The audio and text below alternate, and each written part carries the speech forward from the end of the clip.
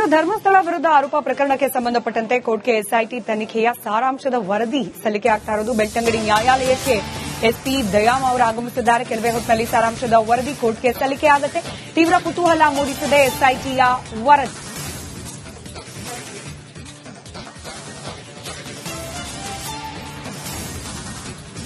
ಕೆಲವೇ ಹೊತ್ತಿನಲ್ಲಿ ಎಸ್ಐಟಿ ತನಿಖೆಯ ಸಾರಾಂಶ ವರದಿಯನ್ನ ಕೋರ್ಟ್ಗೆ ಸಲ್ಲಿಕೆ ಮಾಡಲಾಗುತ್ತೆ. ಹೀಗಾಗಿ ವರದಿಯಲ್ಲಿ ಏನಿದೆ, ಇದಾದ ನಂತರದಲ್ಲಿ ನ್ಯಾಯಾಲಯ ಯಾವ ರೀತಿಯಾದ ಕ್ರಮಕ್ಕೆ ಸೂಚಿಸುತ್ತೆ, ಎಲ್ಲದರ ಬಗ್ಗೆ ಕುತೂಹಲ ಮುಂದುವರೆದಿದೆ. ಈಗಷ್ಟೇ ಕೋರ್ಟ್ನ ಒಳಗೆ ಎಸ್ಪಿ ದಯಾಮ ಅವರು ಆಗಮಿಸಿದ್ದಾರೆ ಅನ್ನೋ ಮಾಹಿತಿ ಇದೆ. ವರದಿಯನ್ನ ಇನ್ನೇನು ಕೆಲವೇ ಕ್ಷಣಗಳಲ್ಲಿ ನ್ಯಾಯಪೀಠಕ್ಕೆ ಸಲ್ಲಿಕೆಯನ್ನ ಮಾಡೋ ಸಾಧ್ಯತೆ ಕೂಡ ಇದೆ.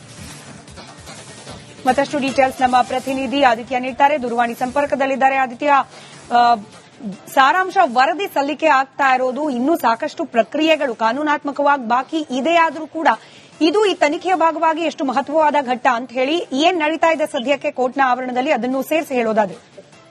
ಖಂಡಿತವಾಗಿಯೂ ಸ್ಮಿತಾ, ಈಗಾಗಲೇ ಏನು ಧರ್ಮಸ್ಥಳ ನೇತ್ರಾವತಿಯಲ್ಲಿ ನೂರಾರು ಶವಗಳನ್ನು ಹೂತಿಟ್ಟ ಪ್ರಕರಣಕ್ಕೆ ಸಂಬಂಧಿಸಿದಂತೆ ಕಳೆದ 1 ವರ್ಷಗಳಿಂದ ಈ ಪ್ರಕರಣ ತನಿಖೆಯ ಹಾದಿಯಲ್ಲೇ ಇತ್ತು. ಆದ್ರೆ ಈಗ 1 ವರ್ಷದ ಬಳಿಕ, ಅಂದ್ರೆ ಸರಿಸುಮಾರು 1 ವರ್ಷದ ಬಳಿಕ ಈಗ ಸಂಪೂರ್ಣ ವರದಿಯಲ್ಲಿ ಚಾರ್ಜ್ ಶೀಟ್ ಸಲ್ಲಿಕೆಯನ್ನು ಈಗ ಎಸ್ಪಿ ದಯಾಮ್ ಅವರ ತಂಡ ಬೆಳ್ತಂಗಡಿ ಏನು ನ್ಯಾಯಾಲಯಕ್ಕೆ ಸಲ್ಲಿಕೆ ಮಾಡಲಿಕ್ಕೆ ಒಳಗೆ ಪ್ರವೇಶ ಮಾಡಿರುವಂತದ್ದು. ಸಂಪೂರ್ಣವಾಗಿ ಸಾಧಾರಣ ಸರಿಸುಮಾರು 7,000 ಪುಟಗಳ ಈ ಒಂದು ಚಾರ್ಜ್ ಶೀಟ್ ಏನಿದೆ, ಈಗ ಅದನ್ನು ಹಿಡಿದುಕೊಂಡು ದಯಾಮ ಮತ್ತು ಅವರ ತಂಡ ಕೋರ್ಟ್ನ ಆವರಣದ ಒಳಗಡೆ ಪ್ರವೇಶ ಮಾಡಿರುವಂತದ್ದು.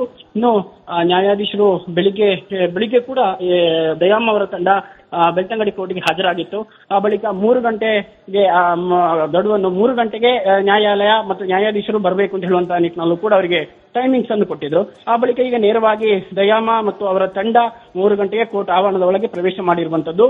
ಅಂದ್ರೆ ದೃಶ್ಯದಲ್ಲಿ ಗಮನಿಸಬಹುದು, ಸರಿಸುಮಾರು 7,000 ಪುಟಗಳ ಚಾರ್ಜ್ ಶೀಟ್ ಅನ್ನು ಕೂಡ ಹಿಡ್ಕೊಂಡು ನೇರವಾಗಿ ಕೋರ್ಟ್ ಆವರಣದ ಒಳಗಡೆ, ಅಂದ್ರೆ ಏನು ನ್ಯಾಯಾಧೀಶರಿರ್ತಾರೆ ಆವರಣದ ಒಳಗಡೆ ಹೋಗಿರುವಂತದ್ದು. ಆ ಬಳಿಕ ಇನ್ನ ಎಲ್ಲ ಪ್ರಕ್ರಿಯೆಗಳನ್ನು ಮುಗಿಸಿಕೊಂಡು ಸಲ್ಲಿಕೆ ಕೂಡ ಮಾಡ್ಲಿಕ್ಕಿದ್ದಾರೆ. ಅಂದ್ರೆ ಮಧ್ಯಂತರ ವರದಿ ಈಗಾಗಲೇ ಸಲ್ಲಿಕೆ ಆಗಿದೆ. ಆ ಬಳಿಕದ ರಿಪೋರ್ಟ್ ಏನೆಲ್ಲ ಇದೆ ಅದನ್ನು ಸಲ್ಲಿಕೆ ಮಾಡುವಂತಹ ನಿಟ್ಟಿನಲ್ಲಿ ಈಗ ಹೋಗಿರುವಂತದ್ದು. ಇನ್ನು ಅದರ ಈ ತನಿಖೆಯ ಭಾಗವಾಗಿ ನೀನು ಏನೆಲ್ಲ ಮಾಡಬೇಕು ಅಂತ ಹೇಳುವಂತ ನಿಟ್ಟಿನಲ್ಲೂ ಕೂಡ ಕೋರ್ಟ್ ಮುಂದಿನ ದಿನಗಳಲ್ಲಿ ಆದೇಶವನ್ನು ಕೂಡ ನೀಡಲಿಕ್ಕಿರುವಂತದ್ದು.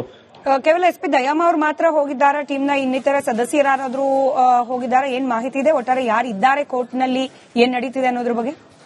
ಖಂಡಿತ ಈಗಾಗಲೇ ಕೋರ್ಟ್ ಆವರಣದಲ್ಲಿ ದಯಾಮ ಅವರ ತಂಡ ಕೂಡ ಇರುವಂತದ್ದು. ಸರಿಸುಮಾರು 15 ಎಸ್ಐಟಿ ಅಧಿಕಾರಿಗಳು ಕೂಡ ಬಂದಿರುವಂತದ್ದು. ಆದ್ರೆ ಜಿತೇಂದ್ರ ದಯಾಮ ಜೊತೆಗೆ ಎಸ್ಪಿ ಸೈಮನ್ ಅವರು ಕೂಡ ಈ ಬಗ್ಗೆ ಕೋರ್ಟ್ ಆವರಣದಲ್ಲಿ ಇರುವಂತದ್ದು. ಅಂದ್ರೆ ಇವತ್ತು ಸಲ್ಲಿಕೆ ಆಗುವಂತಹ ಏನು ಚಾರ್ಜ್ ಶೀಟ್ ಏನಿದೆ, ಇದರ ಸಂಪೂರ್ಣ ಜವಾಬ್ದಾರಿಯನ್ನು ಎಸ್ಪಿ ಸೈಮನ್ ಅವರ ನೇತೃತ್ವದಲ್ಲಿ ಇವತ್ತು ಸಲ್ಲಿಕೆ ಆಗಲಿಕ್ಕಿದೆ. ಅಂದ್ರೆ ಅವರು ಮುಂದಾಳತ್ವವನ್ನು ವಹಿಸಿಕೊಂಡು ಬಳಿಕ ಇನ್ನು ಅನೇಕ ಅಧಿಕಾರಿಗಳು ಕೂಡ ಎಸ್ಐಟಿಗೆ ಆಯೋಜನೆ ಮಾಡಿದಂತಂದ್ರೆ ಈ ಪ್ರಕರಣಕ್ಕೆ ಸಂಬಂಧಿಸಿದಂತೆ ಆಯೋಜನೆ ಮಾಡಿದಂತಹ ಅಧಿಕಾರಿಗಳು ಕೂಡ ಇರುವಂತದ್ದು. ಅದರ ಜೊತೆಗೆ ಚಿನ್ನಯ್ಯ ಮತ್ತು ಅವರ ಪತ್ನಿ ಕೂಡ ಕೋರ್ಟ್ ಆವರಣದಲ್ಲಿ ಇರುವಂತದ್ದು. ಅವರನ್ನು ಕೂಡ ಬೆಳಿಗ್ಗೆ ಕೋರ್ಟ್ ಬಲಾವ್ ಮಾಡಿತ್ತು.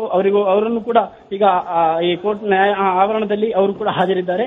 ಬಳಿಕ ಇವತ್ತು ನ್ಯಾಯಾಧೀಶರಿಗೆ, ಬೆಳ್ತಂಗಡಿ ನ್ಯಾಯಾಧೀಶರಿಗೆ ಎಸ್ಐಟಿ ಎಲ್ಲಾ ಅಧಿಕಾರಿಗಳು, ಅಂದ್ರೆ ಜಿತೇಂದ್ರ ಎಸ್ಪಿ ಸೈಮನ್ ಅವರ ನೇತೃತ್ವದಲ್ಲಿ ಎಲ್ಲ ಅಧಿಕಾರಿಗಳು ಈಗ ಸಲ್ಲಿಕೆ ಮಾಡ್ಲಿಕ್ಕಿರುವಂತದ್ದು. ಆ ಬಳಿಕ ನ್ಯಾಯಾಲಯ ಯಾವ ರೀತಿ ತೀರ್ಮಾನವನ್ನು ಕೈಗೊಳ್ಳುತ್ತೆ ಅದನ್ನು ಮುಂದುವರಿಸಲಿಕ್ಕಿರುವಂತದ್ದು. ಸ್ಮಿತಾ, ಧನ್ಯವಾದ ಆದಿತ್ಯ ಮಾಹಿತಿಗಾಗಿ.